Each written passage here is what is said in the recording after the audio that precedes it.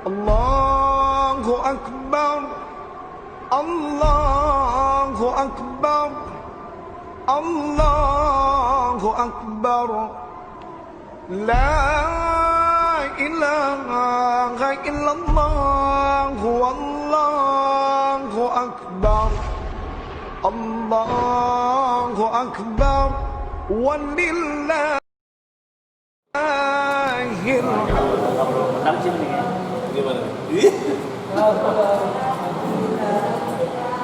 Alhamdulillah, hadirin yang Allah Subhanahu wa taala, ya, teman-teman semua dikumpulkan di satu tempat yang paling indah, tempat yang dimana Allah Subhanahu wa taala membangga-banggakan hambanya yang ketika ia datang ke istananya dia merasa sangat gembira. Allah pun sangat gembira, sangat gembira.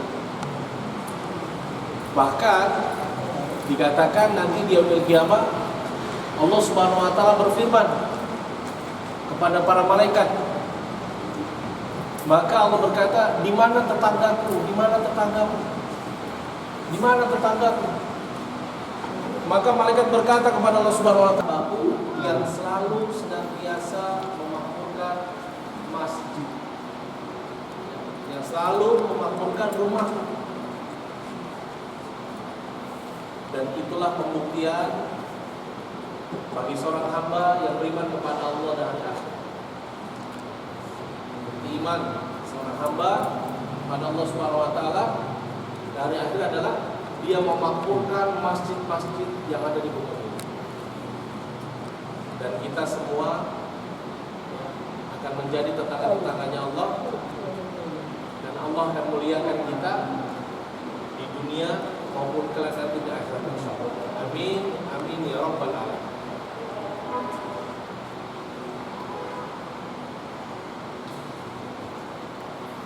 Alhamdulillah subhanahu wa ta'ala, salawat serta salam lupa kita aturkan kepada yang mulia yaitu junjungan baginda Rasulullah sallallahu alaihi wasallam beserta para ahli keluarga dan para sahabatnya, termasuk kita sebagai pengikutnya, umatnya yang selalu senantiasa belajar untuk menghidupkan sunnah beliau dalam setiap situasi dan keadaan, mencontoh kehidupan beliau dari sunnah terkecil sampai sunnah terbesar, yang hanya kita harapkan adalah menggapai ridha Allah, berharap betul nanti di yaumil qiyamah diri kita, ahli keluarga kita, dan seluruh kaum muslimin dan muslimat mendapatkan syafaat dari yang mulia yaitu baginda Rasulullah SAW, dan dengan rahmat Allah kita semua dikumpulkan dalam surganya Allah Subhanahu wa taala.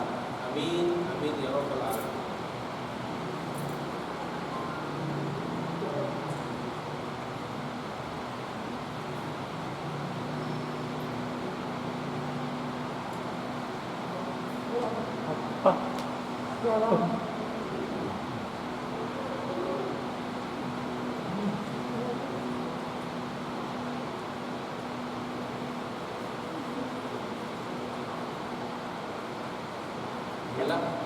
Insyaallah hari ini kita akan membahas bagaimana tema kita adab-adab kepada orang tua.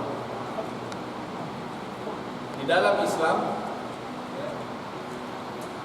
di dalam agama Islam, Allah Subhanahu wa taala menganjurkan, sangat-sangat menganjurkan agar bagaimana kita mempunyai adab kepada orang tua.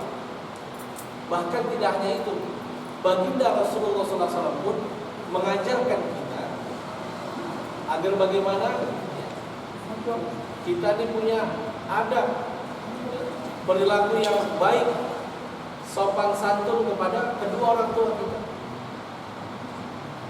Umur yang lebih tua daripada kita, ya, umur yang di bawah kita ini sesuaikan dengan adabnya. Maka indahnya nih Islam, ya, segala sesuatu telah diatur di dalam tatanan agama. Sudah diatur dalam tatanan agama. Jadi dimudahkannya kita untuk apa? Menggapai ridha Allah. Nah, salah satu yang menjadi dasar ridhonya Allah kepada kita, sejauh mana kita membuat orang tua kita ridho kepada kita. Kalau orang tua kita sudah ridho, maka apa? Allah Subhanahu wa Ta'ala itu ridho. Orang tua kita cinta, senang kepada kita, Allah pun akan senang kepada kita. Seperti itu. Namun sebaliknya hadirin yang mulia, ketika orang tua kita dibuatnya nangis, orang tua kita dibuatnya sakit hati, orang tua kita disakiti hatinya, maka sebaliknya marahnya orang tua, murkanya Allah. Marahnya orang tua, murkanya Allah. Ini menjadi satu dasar bagaimana mudahnya kita menggapai kunci surganya Allah. Jadi adab kepada orang tua ini salah satu dasar terpenting dalam kehidupan kita, agar bagaimana keridhaan daripada Allah Subhanahu wa Ta'ala hadir dalam kehidupan keluarga kita. Hadirin Subhanahu wa Ta'ala, mungkin bisa mengeluarkan catatan, kita keluarin catatan barangkali ada.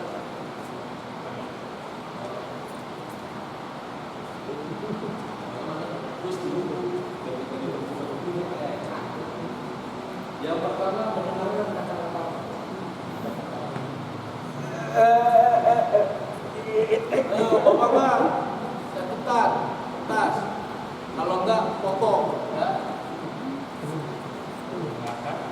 Kata-kata orang tua.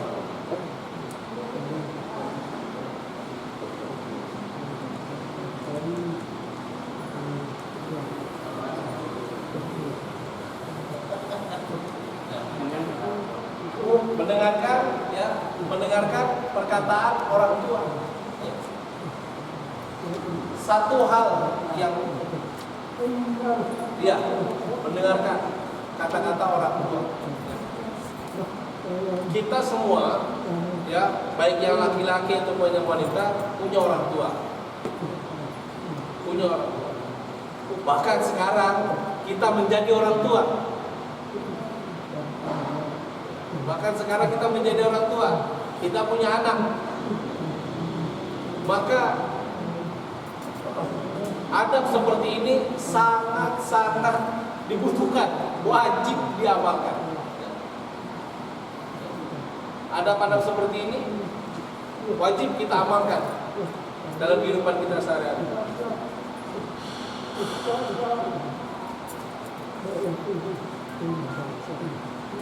Maka kita bahas adab mendengarkan perkataan orang tua. Terkadang hadirin yang Allah Subhanahu wa Ta'ala, hari ini bisa kita lihat. Hari ini bisa kita lihat berapa banyak anak-anak, bahkan dari anak kita sendiri, tatkala kita berbicara tidak didengarkan. Tatkala kedua orang tuanya berbicara, menyampaikan nasihat, dia tinggal pergi main, bahkan ada yang tutup kuping, dia ngambek, masuk ke kamar karena telah berbuat kesalahan. Ini anak seperti itu banyak ya. Ini contoh nih, banyak. Dan ini salah satu perbuatan yang tidak boleh. Tidak boleh. Tatkala orang tua berbicara, maka seorang anak wajib mendengar. Orang tua berbicara wajib kita dengarkan. Dan jangan sekali-kali memotong pembicaraan orang tua sebelum selesai daripada pembicaraan. Ketika orang tua berbicara sedang menyampaikan, seorang anak jangan dipotong, jangan. Dengarkan terus sampai selesai. Dengarkan terus sampai selesai.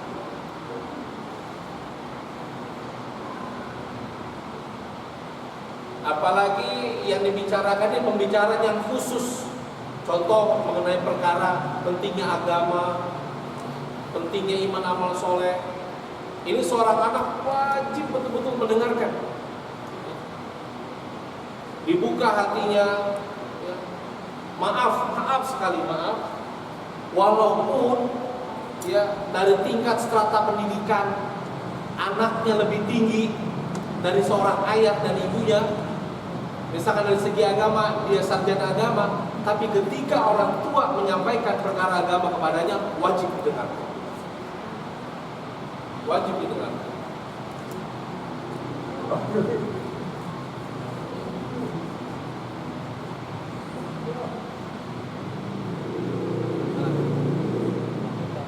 Iya, itu. Ya, masya Allah. Ya.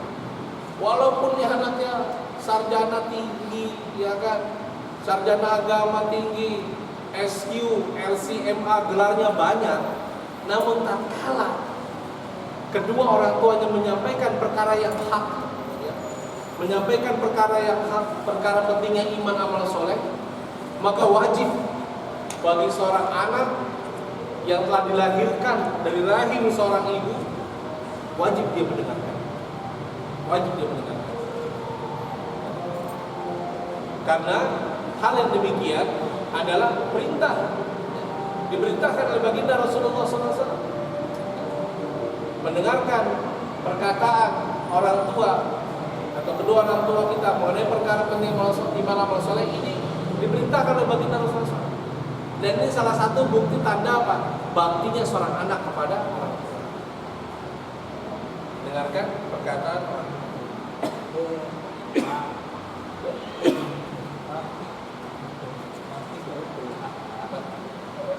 Sampai di sini paham semua?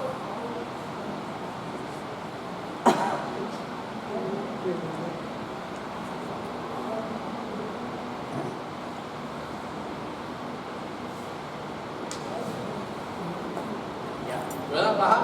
Masuk yang kedua.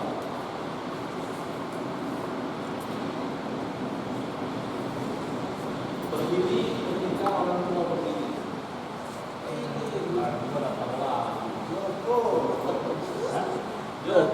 Oh ya udah pas kalau Oh iya. nggak ada ganti-ganti kan. Orang tua berdiri. Saya itu kan saja. Kok Joko karena ini jadi tukang tulis bahasa kita duet bertiga kan? Kalau ini Kan? ayo kalau jangan sambil nulis catat ini. Iya lah. Yang kedua bisa kita lihat di sini. Udah. Tolong. Oh, kok sini kok? Dia nulis kok. Itu berbahaya ya. Tenang, habis ini ada traktir di warteg. Lama. Ini duduk dulu. Dia duduk dulu. Ini kok mau ngomong? Ayo sini. Langsung ya. Berdiri ya ketika orang tua berdiri. Selain sebagai bentuk mana nih? Gimana nih? Kok ayo kok? Kalau langsung udah sampai ke sana. Benar. Sama kalah tuh yang udah bukan tekniknya. Sebagai ya Contohnya ada di mana? ya tentu orang tua nih, orang tua kita datang atau kita sedang berkumpul bersama orang tua kita. Ketika orang tua kita nih, orang tua kita dari duduk, ya, dari duduk terus berdiri, maka kita pun ikut berdiri. Seperti itu. Ini salah satu bentuk sopan santun seorang anak, salah satu adab seorang anak. Ya. Kenapa berdiri seperti ini? Ya. Ketika nih, misalkan, ketika orang tua kita dari duduk terus berdiri, kita pun berdiri. Orang tua kita ingin mengambil sesuatu, maka kita segera membantu keperluan orang tua kita. Nah, itu salah satu fungsinya. Itu apa ayah ibu yang saya bantu seperti itu. Jadi sigap seorang anak. Gitu.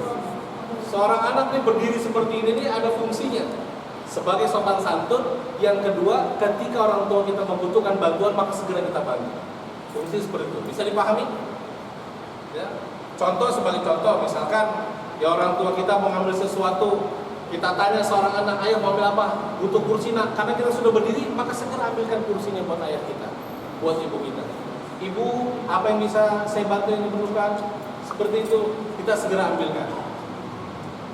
Dan ini lagi dan lagi yang diajarkan oleh baginda Rasulullah Sallallahu Alaihi Wasallam. Ya, diajarkan kepada kita sebagai umat.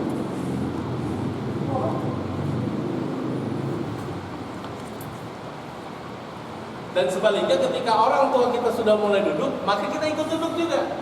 Begitu. Ikut duduk juga. Begitu. Ikut duduk kita. Ya.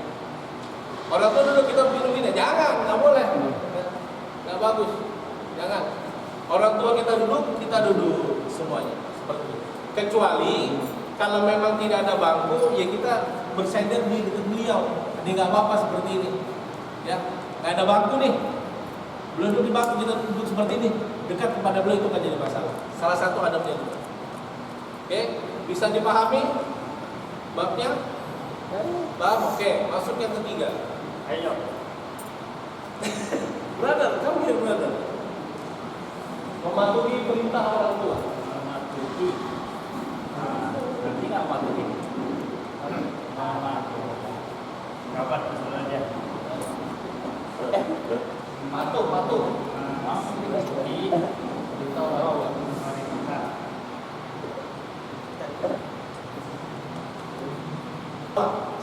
Ya.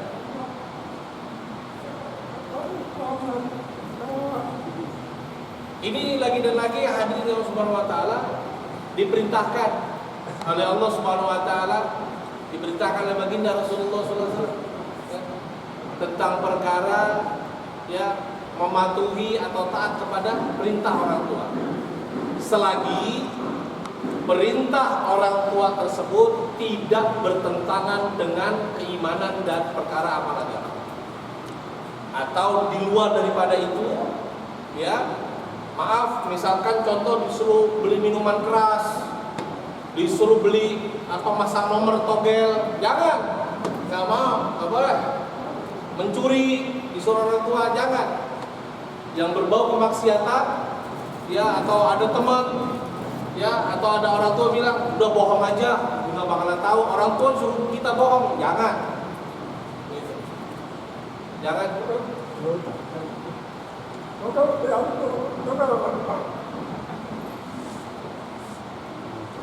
Ya.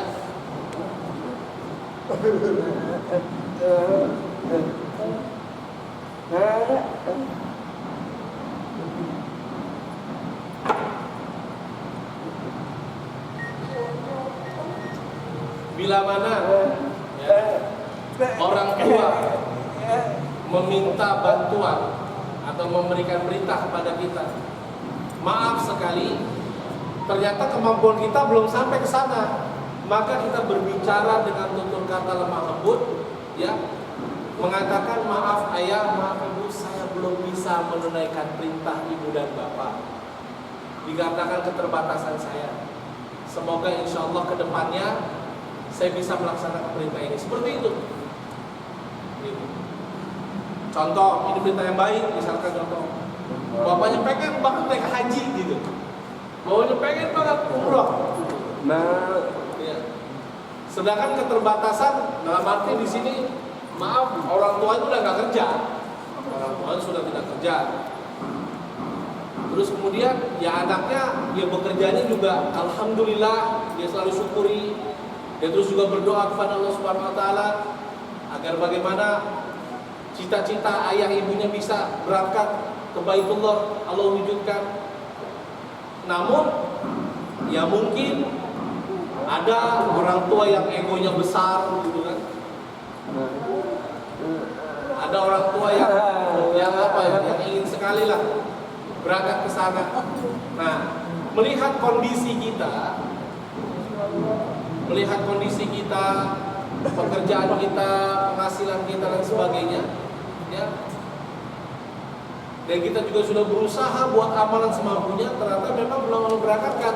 Maka bilang kepada ibu dan ayah kita dengan lemah lembut, ayah, ibu, saya mohon maaf yang sebesar-besarnya. Saya sudah berusaha semaksimal mungkin, ngumpul dan sebagainya. Ya, memang yang memberangkatkan kita haji dan umroh Allah, bukan uang, bukan.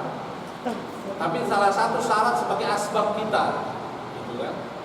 Maka disampaikan kepada ayah dan ibu dengan lemah lembut bahwa kami belum bisa menunaikan perintah yang ini. Ya, berbicara dengan lemah lembut, penuh kasih sayang, minta maaf. Dan selalu meminta doa kepada kedua orang tua kita, semoga dimudahkan dalam proses suatu hajat yang orang tua kita inginkan. Gimana? Bisa dipahami? Paham? Oke, baik. Memanggil anak-anaknya untuk suatu perintah, maka usahakan semaksimal mungkin bersegera kita. Misalkan dipanggil, ya. Kalau yang tunarungu gimana nih? Ya.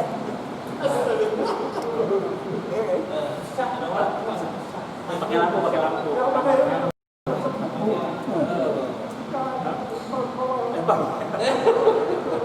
Bagaimana yang tunarungu? Ya, kembali lagi, ya, yang tunarungu itu adalah kedua orang tuanya sendiri yang dalam arti di sini memahami hal yang demikian. Ya. Ini saya berikan contoh kepada yang normal dulu. Bagaimana nih? Ya, ketika orang tua kita manggil, maka bersegera gitu. Maka bersegera kita untuk mendatangi panggilan atau seruan daripada kedua orang tua kita. Tatkala ingin memberikan suatu perintah, meminta tolong kepada kita. Maka kebanyakan hari ini, ini saya bahas yang normal dulu. Banyak seorang anak ketika dipanggil orang tua asik main game.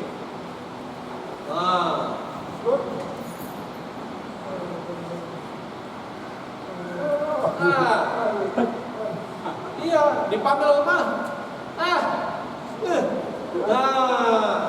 Asik main game. Main game. Sini loh. Nangis. Banyak gitu. Dia. Ya, ini jangan sampai nih gitu. Ya.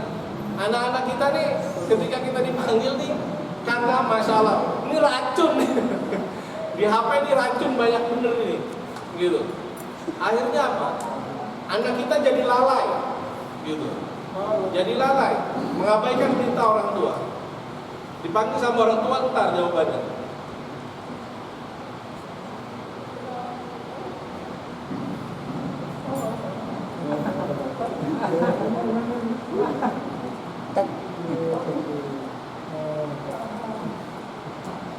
Nah, bagaimana dengan yang tunarungu? Nah, cara panggilnya udah paham. Orang tuanya sendiri menyadari ya atas kekurangan anaknya, maka disampaikan, dicolek, jangan ditimpuk. Jangan ditimpuk, jangan. Ya, dicolek. Nah, ikut bapak sini. Nah, anak juga ya. Dicolek. Terus kemudian ketika orang tuanya berbicara, dengarkan. Ya. Seperti itu. Sehingga ada kesinambungan, ya. Ada apa? Ya, kerjasama antara orang tua dan anak, ya. Saling ada pemahaman satu sama lain. Seperti itu.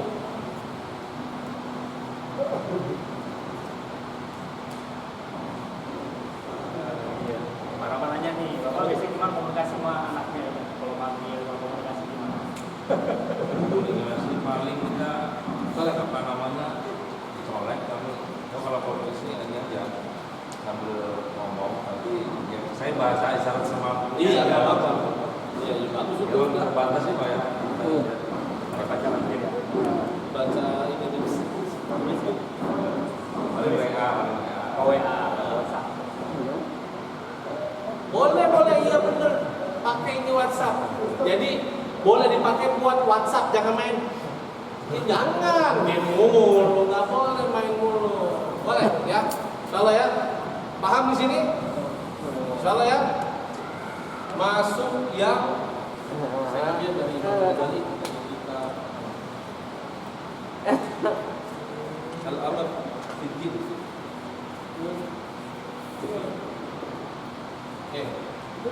Rendah. Gimana? Kerendahan hati. Ya. Sebagai anak, kita wajib merendahkan hati kita kepada kedua orang tua kita. Dan ini harus tetap dijaga. Rasa rendah hati kita ini harus tetap dijaga. Dan ini salah satu bentuk hormat. Salah satu bentuk hormat dan sopan santun pula kepada orang tua. Seperti itu. Sebagai contoh. Masa kecilnya si anak, maaf, orang tuanya nggak bisa memberikan kebutuhan ini anak secara sempurna. Ya. Ketika dia kecil sampai dewasa, ya sampai ya mungkin kuliah dan sebagainya, ya kebutuhan anak nih, ya katakan misalkan ya bayarannya suka telat, jajannya juga pas-pasan, karena melihat keadaan orang tua seperti ini. Nah, dan ketika anaknya sukses, ya mendapatkan gelar, mendapatkan titel. Kalau di pondok pesantren dia yang mungkin jadi orang alim, sebagaimana tadi yang pertama saya sampaikan, strata pendidikannya lebih tinggi kepada ayahnya, ya. Maka tetap kewajiban seorang anak ini merendah di hadapan orang tuanya.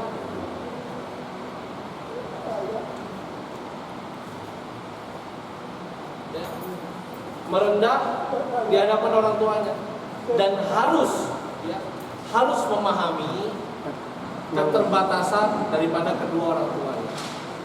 Jadi nggak boleh seorang anak merasa sudah titelnya tinggi, ya,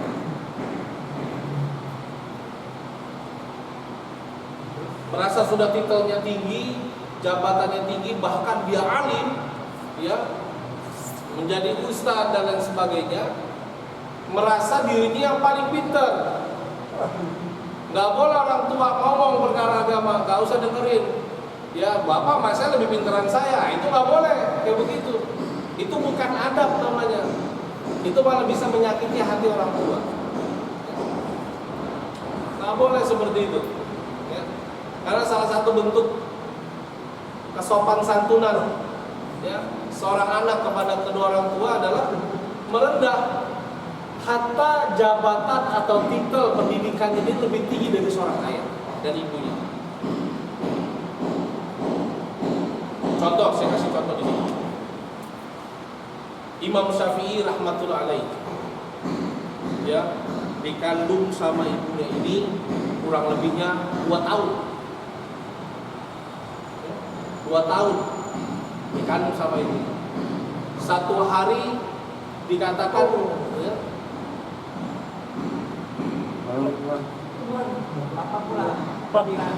bulan. Yang mana nih ya? 9 bulan. Normalnya ya, normalnya 9 bulan. Tapi Imam Syafi'i dikandung oleh ibunya 2 tahun kurang lebihnya dalam kandungan. 2 tahun. 2 tahun. Selama ibunya mengandung, setiap hari khatam 1 Quran. Setiap hari ibunya nih menghafalkan Quran, khatam 1 Quran itu habis 30 juz. Setiap hari selama 2 tahun. Selama mengandung.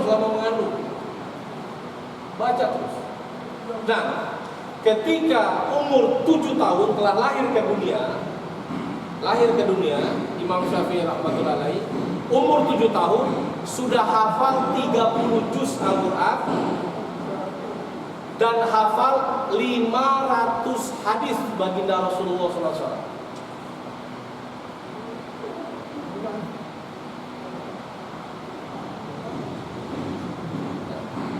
Di umur 7 tahun beliau sudah hafal 30 juz Al-Quran dan hafal 500 hadis baginda Rasulullah SAW.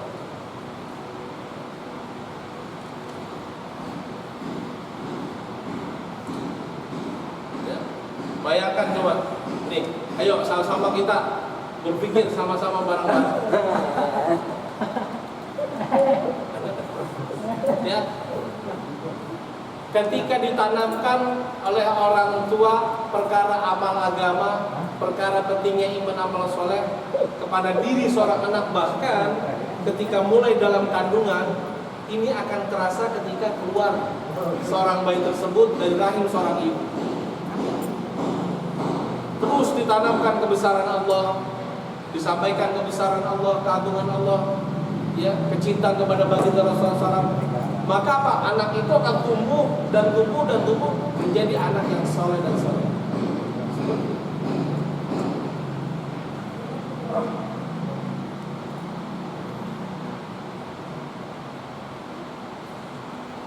Kok bisa umur 7 tahun hafal 30 juz Al-Quran, hafal 500 hadis baginda Rasulullah SAW? Dikarenakan apa? Kembali lagi kedua orang tuanya sebagai ujung tombak dalam mendidik seorang anak agar menjadi anak yang terbaik di dunia. Kembali kepada kedua orang tuanya. Nah, kita semua nih sudah menjadi orang tua, mungkin ada yang belum nih, ya. Sudah pada menikah, sudah pada menikah, punya anak, ya. Anak dua tuh kan, satu.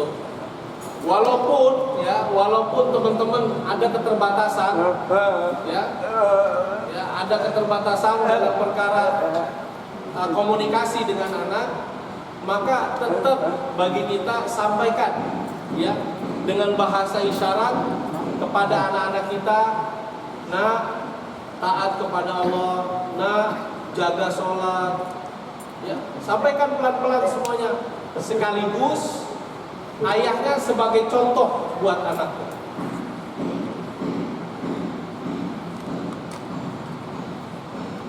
Ayah ini buat contoh.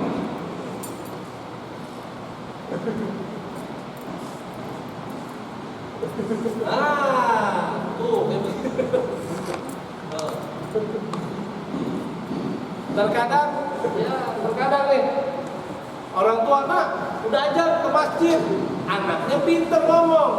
Akhirnya apa? Lah bapak nggak ke masjid, enak mancing, ya kan, mainan game, apalagi sekarang apa, ikan cupang, tuh, pada enak-enak seperti itu, ya. Jadi ini orang tua ini sebagai contoh, suri teladan buat anak. Nah, saya kasih pertanyaan nih, sedikit saya kasih pertanyaan. Pernah tahu nggak pohon mangga? Pohon mangga tahu pohon mangga? Pohon mangga tahu? Ah, misalkan buahnya sudah matang, ya, buahnya sudah matang.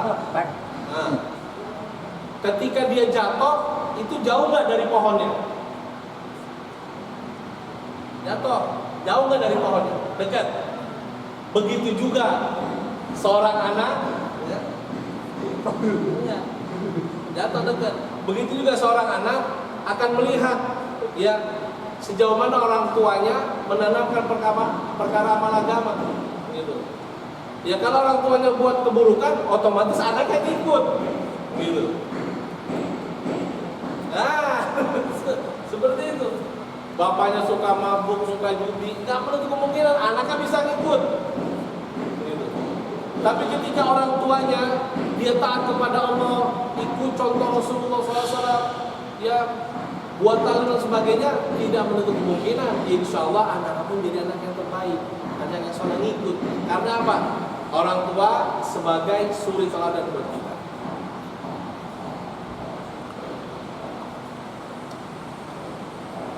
Jangan, bisa dipahami?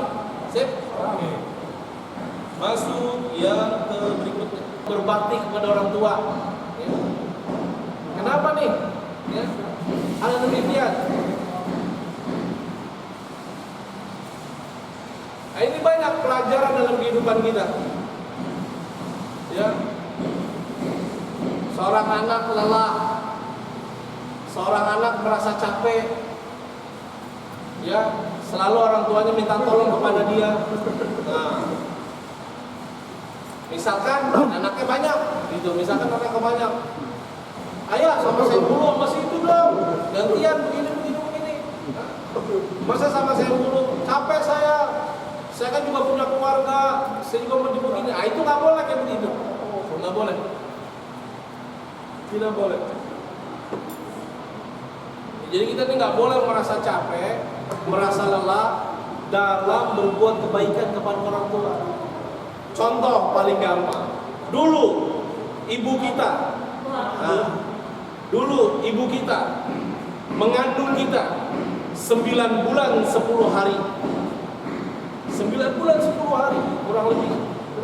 Ya, perut dibawa ke pasar, ya kan, dibawa masak, dibawa nyuci. Ya. Apakah ibu kita bilang lelah? Enggak. Tidurnya ibu kita kurang. Tidurnya ibu kita kurang. Bahkan maaf, Masya Allah, maaf sekali, sampai sakitnya pun ditahan untuk anaknya. Ketika ibu sedang melahirkan, sakitnya minta ampun. Allah. Ya. Masya Allah. Apalagi ketika orang tua kita nih, ya, melahirkan kita nih antara hidup dan mati,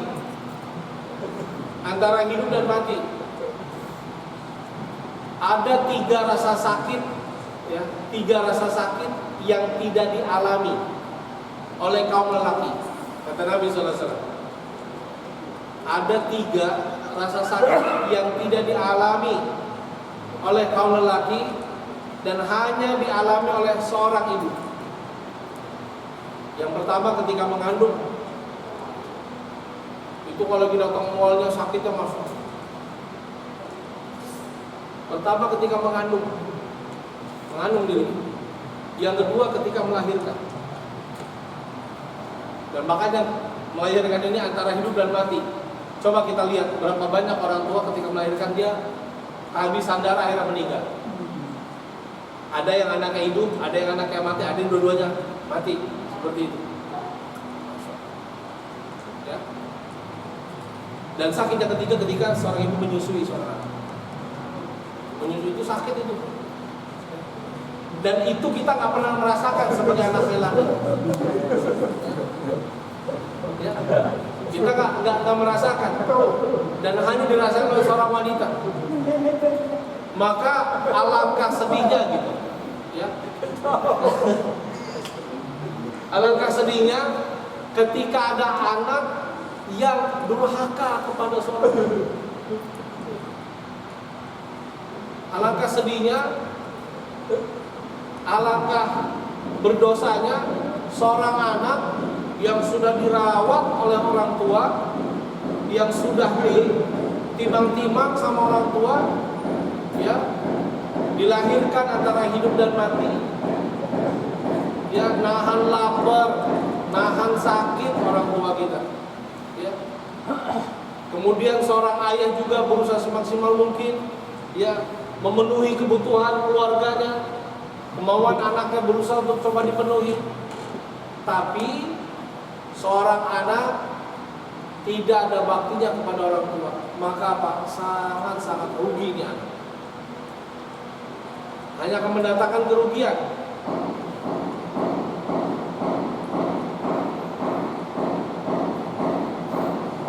Sebagai contoh, seandainya, sebagai contoh buat kita, misalkan Pak Prizan punya orang tua, contoh, dia pengen berbakti kepada kedua orang tua, pengen berbakti, dia pengen, ya, menggendong, ya, Pak Prizan pengen menggendong ibunya, ya, pengen menggendong ibunya dari Indonesia berangkat ke Mekah, ya, ketika tawaf digendong, makan disuapin, segala sesuatunya keperluan disuapin, sampai balik pun digendong seperti itu, tidak akan pernah bisa membalas jasa orang tua. Seorang anak tidak akan pernah bisa membalas jasa orang tua. Tidak akan bisa. Karena apa? Begitu besarnya pengorbanan kedua orang tua.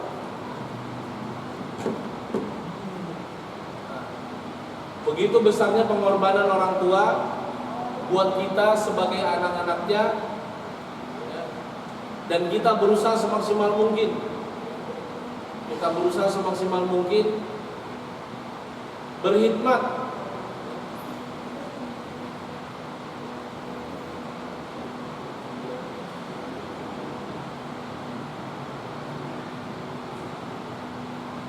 Nggak bisa, nggak akan pernah sama.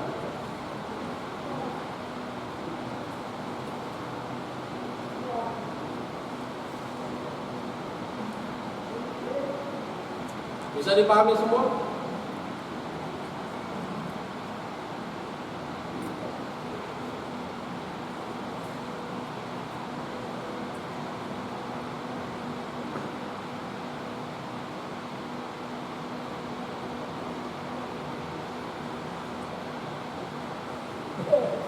Gimana? Bisa dipahami semua? Ya.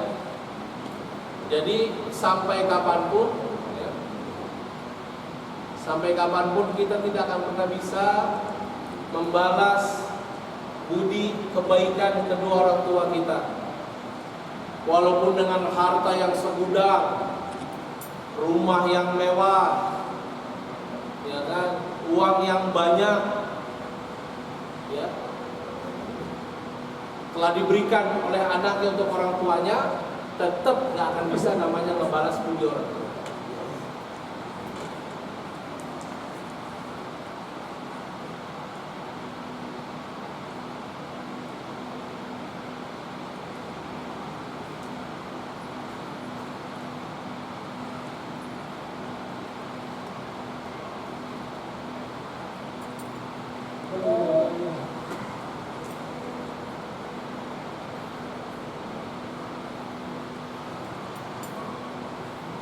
Baik, paham? Paham? Yang terakhir,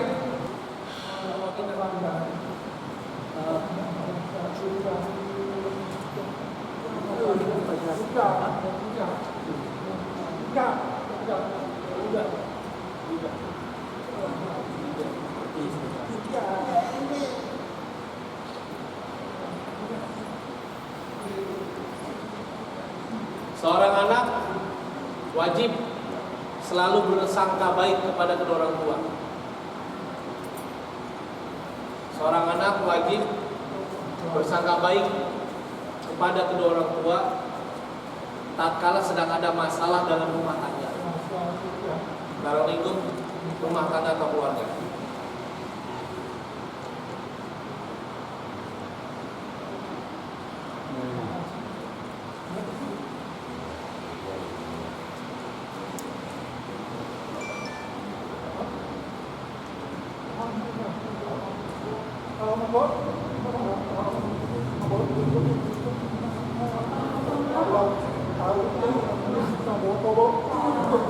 Oh, kalau kekerasan rumah tangga itu ibunya Iya, gitu boleh. enggak, maksudnya si bapak ngobrol ibu nggak curiga lagi, itu kan udah kekerasan dia.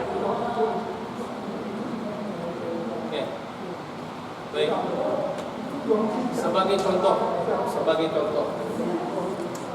Misalkan di rumah kita terjadi sesuatu, ada yang hilang, misalkan uang atau emas gitu. Ada yang hilang. Ketika itu, ya, atau jam tangan atau gimana ya kan. Ya, ketika itu kita hidup satu rumah, satu atap sama orang tua kita. Maka jika ingin mengetahui sesuatu atas perkara yang hilang tersebut kepada orang tua, jangan bertanya seolah-olah curiga sama orang tua. Nggak boleh kita bertanya. Bahkan sampai terbesit dalam hati pun itu nggak boleh. Sampai terbesit dalam hati, kayaknya itu bapak gue. Seperti itu, nggak boleh.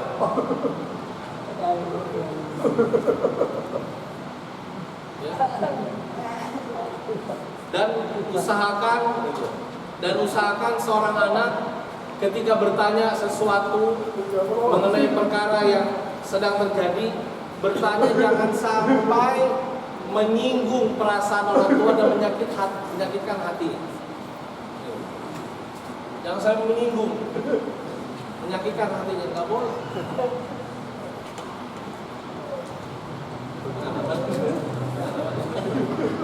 Semua berarti itu. Ini dicurhat. Ya, nggak boleh. Ya. Bila mana kita pernah melakukan hal demikian, kita banyak-banyak istighfar kepada Allah. Ya, mohon ampun kepada Allah Subhanahu Wa Taala. Mohon maaf kepada orang tua. Minta maaf, minta ridhonya, minta ikhlasnya, sehingga apa keridhaan Allah datang bersama kita. Boleh kita minta maaf. Bagaimana nih? Misalkan ya, orang tua kita udah meninggal.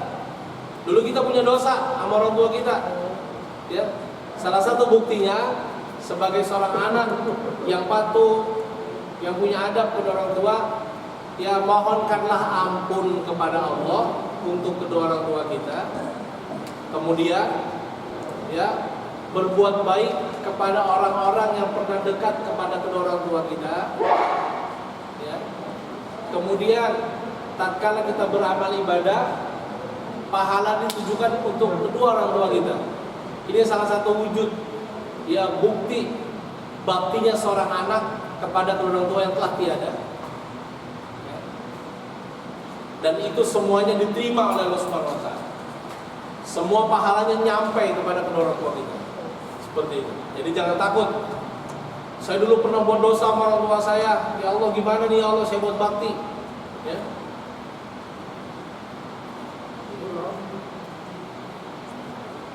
Seperti itu. Saya pernah buat salah sama orang tua saya. Saya pernah durhaka sama orang tua saya. Gimana ya? Pak Ustaz caranya? Maka dengan hal yang paling mudah adalah berbakti kepada kedua orang tua. Contoh dalam hadis baginda Rasulullah SAW, pernah ada seorang anak kalangan sahabat nanya sama Rasulullah, ya Rasulullah, saya mau bakti sama orang tua saya, tapi orang tua saya sudah meninggal. Gitu. Bagaimana ya Rasulullah, saya harus berbakti kepada orang tua saya? Apakah masih bisa? Maka kata Nabi, "Na'am, bisa." Ya, bisa. Bagaimana Rasulullah caranya? Bersedekahlah. Dengan apa ya Rasulullah? Walaupun hanya memberikan seteguk air. Sedekah dengan seteguk air saja, pahalanya ditujukan buat kedua orang tua kita itu sampai. Masya Allah.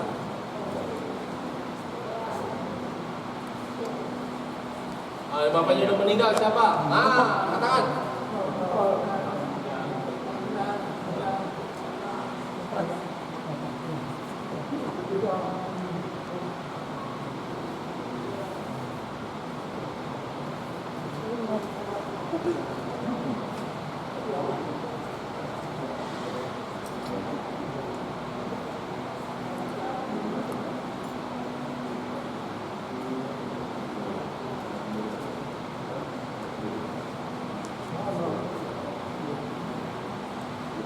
Misalkan kita mau sedekah nggak punya uang, ya mau sedekah nggak punya uang, nah gampang.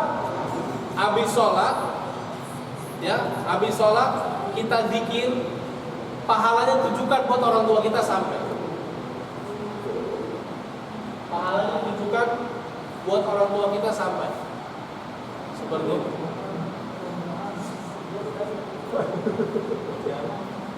Seperti itu. Paham semua? Paham?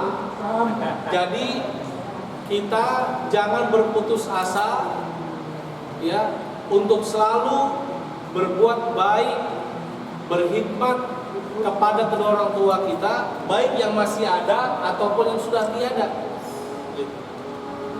Kita masih terus bisa berkhidmat, melayani mereka ya dengan penuh senang hati, tanpa ada rasa lelah dalam kehidupan kita, tanpa ada rasa lelah, rasa jenuh, rasa bosan, itu hilangkan sifat kayak begitu ya. Hilangkan rasa curiga dalam hati kita kepada orang tua kita ya. Dan berusaha bersangka baik kepada Allah dan bersangka baik kepada kedua orang tua kita. Ini kunci sukses mendapatkan ridho daripada Allah Subhanahu wa taala. Ketika Allah Subhanahu wa taala telah ridho, maka segala sesuatu yang kita inginkan pasti akan wujudkan. Asbabnya seperti apa? Buat orang tua kita ridho kepada kita. Ketika kita mendapatkan ridho dari orang tua, maka ridhonya daripada Allah Subhanahu wa taala akan datang kepada kita. Seperti itu. Insya Allah. Baik, cukup. Alhamdulillah ya. Kemudian, semoga insya Allah apa yang sudah saya sampaikan sama-sama kita belajar di sini, saling bermuzakarah dan bisa kita amalkan dalam kehidupan kita.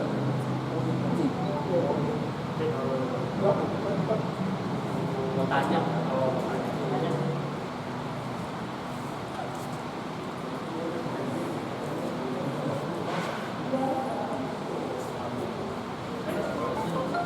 Saya mau tanya nih. Hari tapi Assalamualaikum warahmatullahi wabarakatuh. Contohnya di rumah saya, ada ibu saya sholat. Dia mau sholat Jumat, tapi kakak saya nggak sholat Jumat. Ibu suruh kamu berdua sholat Jumat. Tapi dia banyak ibunya. Ibunya kalau dia nyuruh mau sholat Jumat, itu kakaknya mau nyuruh. Aja. Kenapa? Kakak dia sholat Jumat belum mau. Ibu nggak ngomong. Tapi nyuruhnya kan dia doang. Kakak saya, adik saya.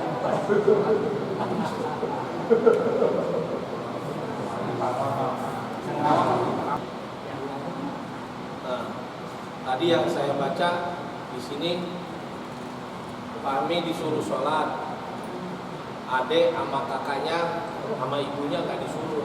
Kenapa begitu kok saya doang?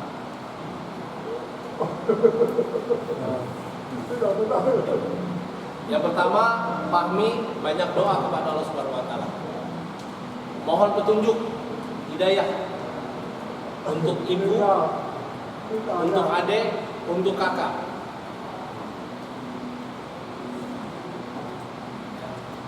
Yang kedua, berusaha dengan lemah lembut, bicara baik-baik kepada ibu, ya, dengan perkataan yang tidak menyinggung, menyakitkan, ya, penuh dengan ya lemah lembut gitu, sehingga tidak menyakiti ibu. Ibu sambil bercanda pun nggak apa-apa. Bu, adik apa kakak belum sholat bu, suruh sholat sama saya ke masjid. Udah begitu aja cukup. Gitu. Yang penting Fahmi sudah mengajak, sudah menyampaikan, dengan bercanda pun nggak apa-apa, nggak apa-apa. Sehingga apa? Tidak menyinggung perasaan ibu, tidak menyakiti hati ibu, seperti itu. Sisanya Fahmi doa kepada Allah, ya Allah, Engkau yang Maha memberikan hidayah. Berikan hidayah kepada ibu saya, berikan hidayah kepada saya, kepada adik saya, kepada kakak saya, sehingga mereka mau menunaikan perintah Engkau ya Allah. Cukup di situ. Karena apa? Kamu punya Allah, kita punya Allah. Kata Allah, ud'uni astajib lakum. Mintalah kepadaku, pasti akan aku beri.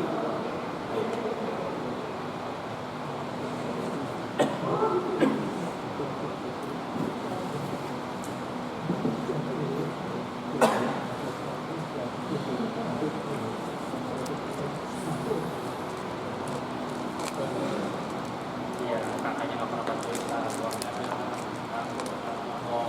Intinya semua banyak-banyak sabar. Allah sedang kasih ujian kepada kami. Dilihat adiknya, kakaknya nggak mau sholat, banyak doa kepada Allah. Insyaallah yang sabar. Kasihan waktu yang kita.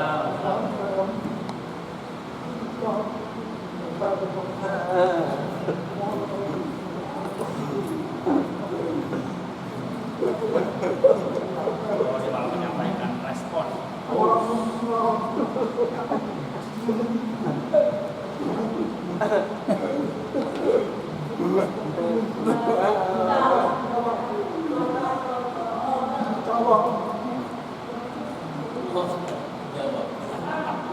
Respon.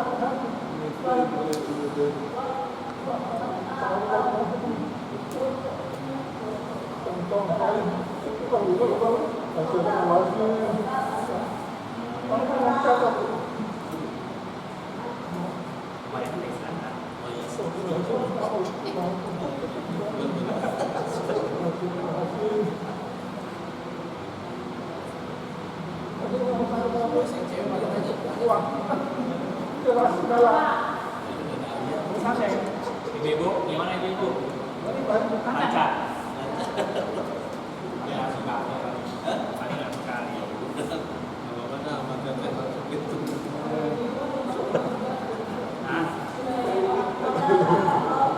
Kenapa?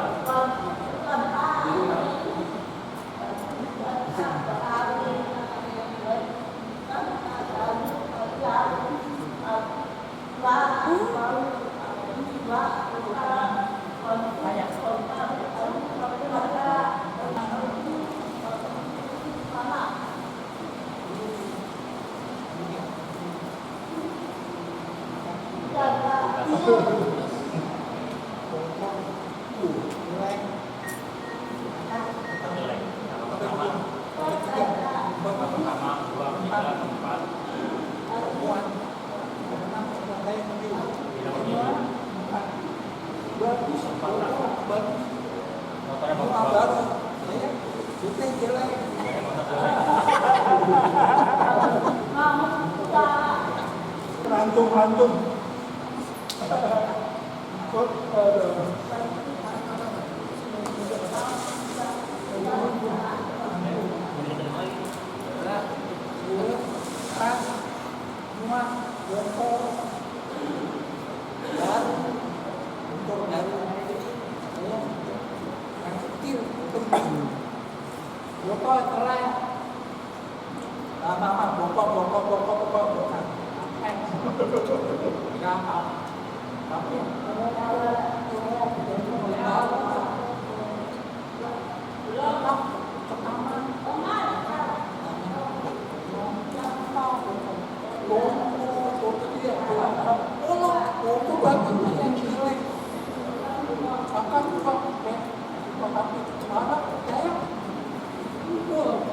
Pertama, dua, tiga, empat, lima,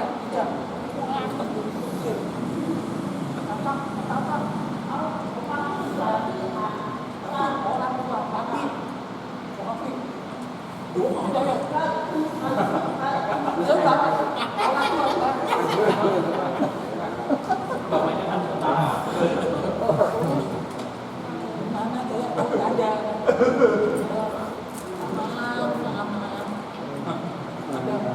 meninggal.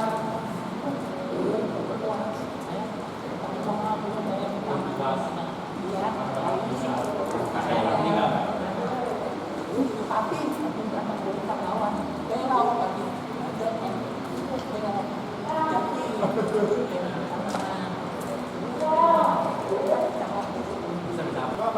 Orang tua saya sudah meninggal, abang-abang saya dulu sudah meninggal dan dulu pernah saya pukul. Yang pertama, jangan berputus asa dari rahmat Allah.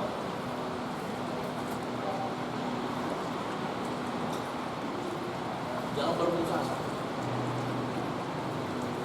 Allah selalu membuka pintu taubat kita.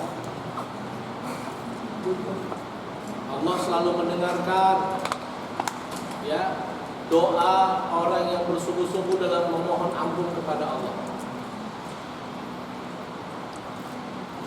Menyesali atas apa yang dahulu pernah dilakukan.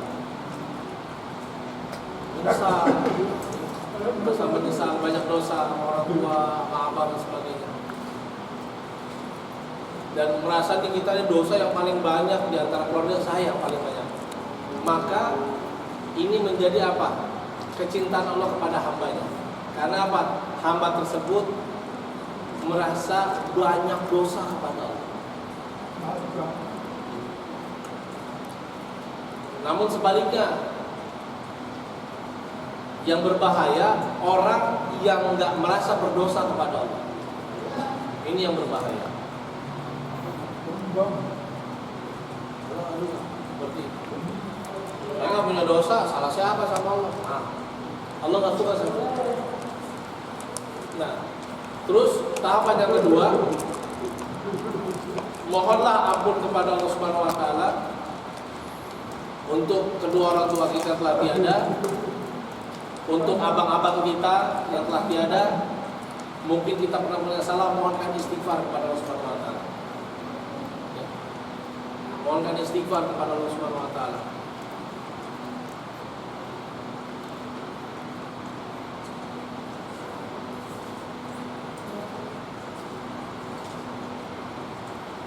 Disebut namanya lebih bagus. Namanya disebut, ya Allah, saya niat sedekah, pahala ditujukan untuk kedua orang tua saya, buat saya dan keluarga saya, itu semuanya nyampe.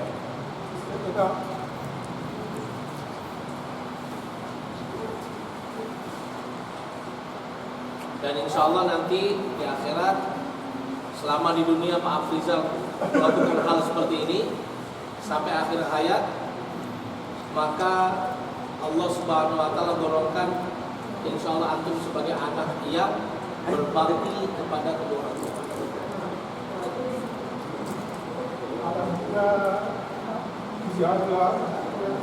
Ini satu pelajaran buat kita semua.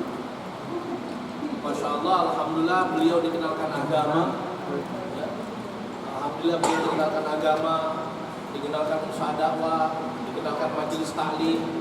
Ya, kita semua nih, ya, banyak dosa. Saya pun yang berdiri di sini ada dosa. Banyak dosa kepada orang tua kita. Maka ya kita lagi dan lagi jangan berputus asa dari rahmat Allah. Berusaha semaksimal mungkin,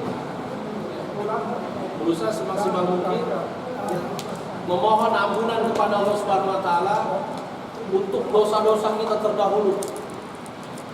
Untuk dosa-dosa kita terdahulu mohon ampun kepada Allah Subhanahu Wa Taala. Dan berusaha semaksimal mungkin kirimkan terus ya sedekah, pahala sedekah, pahala kebaikan, pahala amal ibadah kita untuk orang-orang yang kita dulu pernah sakiti. Sekarang kita kirimkan amal-amal terbaik buat mereka. Itu akan nyampe kepada mereka. Wallahu a'lam bishawab. Seperti itu. Ya.